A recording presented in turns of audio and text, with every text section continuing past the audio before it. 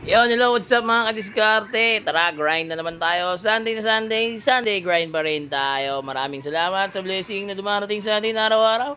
Ito, babiyahin na naman tayo papuntang Tansa, Cavite. Kasi nga meron tayong kliyente doon na nag-aantay.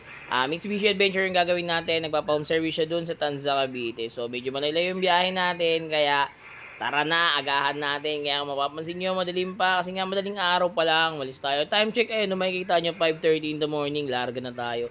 Para mabilis tayo makauwi. Yan, tara, let's go. Biyahe na. Ito na nga, nasa biyahe na nga tayo. So, ito na, inabutan na tayo ng umaga. Ayan, pasikat na yung araw. Pero medyo malapit na tayo nito sa Tanza. Konting-konting oras na lang. 2,000 years later. At ito na nga, touchdown tayo. Ito yung gagawin natin, Mitsubishi Adventure. Ayan, no? Tara, let's go. Umpisa na natin yan. Ito yung pinaka-stock stereo niya. Babaklasin natin yan. Kung mapapansin nyo, ayan, old model pa talaga. Stock stereo niya. So, gagawin natin dyan, 7 inches Android. Babaklasin natin to at babaklasin na rin natin yung panel frame. Ayan, ganyan lang yan kadali baklasin.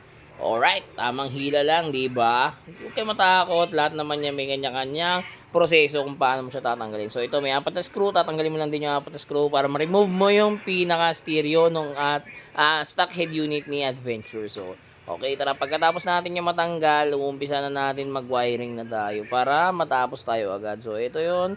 Yan, yun yung stock stereo na tinanggal natin. So, umpisa na natin mag-wiring para salpak na lang natin later pagkatapos natin mag-wiring.